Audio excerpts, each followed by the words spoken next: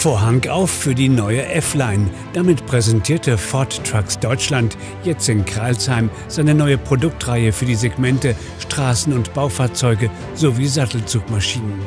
Ziel ist es, mit dieser mittleren Baureihe das Angebotsportfolio zu erweitern und damit neue Kunden anzusprechen.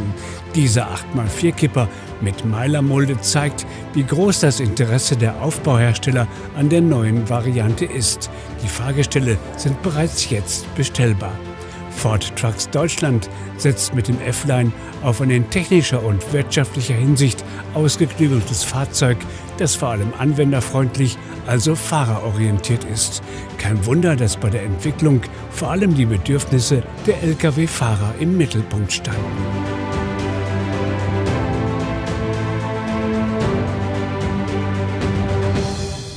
Die Zielgruppe sind natürlich nicht nur die Unternehmer und Entscheider, sondern auch die Fahrer. Die Fahrer können immer mehr auch an der Entscheidung mitwirken. Und wenn man jetzt sich das Durchschnittsalter der Fahrer anschaut, das geht tendenziell nach oben, genau wie der Bevölkerungsdurchschnitt. Und dann braucht man auch ein Fahrzeug, was eben genau diese Zielgruppe anspricht. Und ich glaube, es ist gut, wenn das Fahrzeug da nicht zu kompliziert ist, sondern eben, das sind keine Digital Natives, die wir im Schnitt als Fahrer eben auch erleben, sondern das sind Menschen, die eben aus der analogen Welt kommen. Und ich glaube, die finden sich hier optimal zurecht in dem Auto. Und trotzdem kann das Auto eben mit seinen Assistenzsystemen auch wirklich helfen beim täglichen Einsatz und den Fahrer entlasten. Ich denke, das ist optimal. Die offizielle Markteinführung des F-Line soll im August starten. Erst dann will sich der Importeur auch zu den Preisen für das neue Modell äußern. Wie schon zuvor beim F-Max 500 ist davon auszugehen, dass Ford Trucks Deutschland in jedem Fall harte Wettbewerbsbandagen anlegen wird, um den Lkw erfolgreich im Markt zu positionieren. Fest hingegen stehen bereits die Motorisierungen für den neuen Lastwagen. Ebenso ist klar, dass Ford hierzulande mit dem F-Line den erfolgreich eingeschlagenen Weg als Lkw-Hersteller fortsetzen will und die Zielgruppen für das Fahrzeug genau kennt. Wir haben aktuell im F-Line zwei Motorvarianten. Einmal einen 9-Liter-Motor, der startet dann bei 330 PS. Und ein 13-Liter-Motor, wo dann bei 450 PS startet und haben eine Range zwischen 330 und 480 PS. Arbeiten aber gerade daran, die Ingenieure im Werk in der Türkei, um auch eine 500 PS oder sogar 510 PS Variante, vor allem im Bausegment, in der Bauserie, auf die Straße zu bringen. Verschiedene Motoren, unterschiedliche Aufbaulinien. Interessant ist aber vor allem mit jährlich rund 30.000 Zulassungen das Baugewerbe. Hier glaubt Ford Trucks Deutschland aufgrund des Leergewichtes eine Punktlandung hinlegen zu können. Das Thema Baufahrzeug, den 8x4 Kipper, den wir heute vorgestellt haben, dann sind wir mit einem Leergewicht von 14.400 Kilo inklusive einer Meiler 3-Seiten-Kippbrücke da sehr gut dabei, sind besser als mancher Wettbewerber.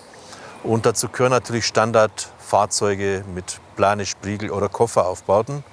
Und das ist, denke ich, eine Nische, mit der wir als Hersteller uns anfreunden können.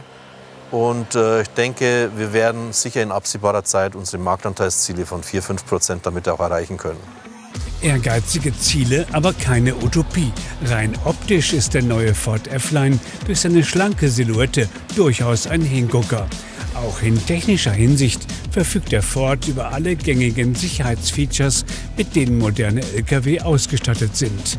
In der Kabine dominiert jedoch eine gewisse Nüchternheit und das Cockpit ist teilweise mit digitalen und analogen Instrumenten ausgerüstet. Auch Julian Hoffmann von der Redaktion Fernfahrer war bei der F-Line-Präsentation dabei und schildert uns seine Eindrücke bei der ersten Probefahrt. Ja, der Ford F-Line, es ist ein im Vergleich zu manchem Mitbewerber eher einfacheres Auto.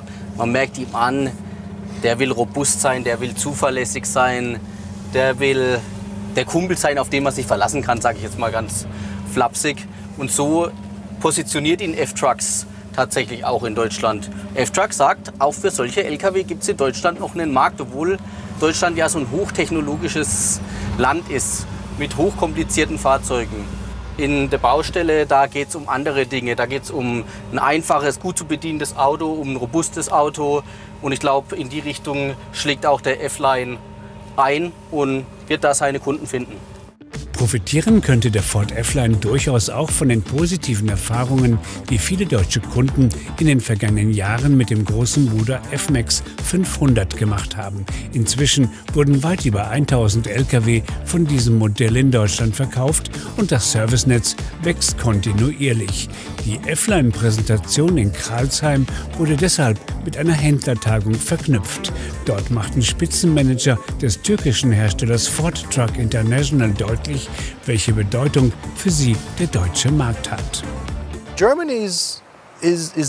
Also das ist ganz klar, Deutschland ist der größte Markt in Europa. In der Lkw-Welt beginnt sozusagen alles in Deutschland. Alle Entwicklungen, alle Technologien, alle Verbesserungen und kundenspezifischen Anforderungen kommen aus Deutschland. Wir haben also gelernt, dass es ein großer Markt ist, der anspruchsvoll ist und deshalb sind wir hier.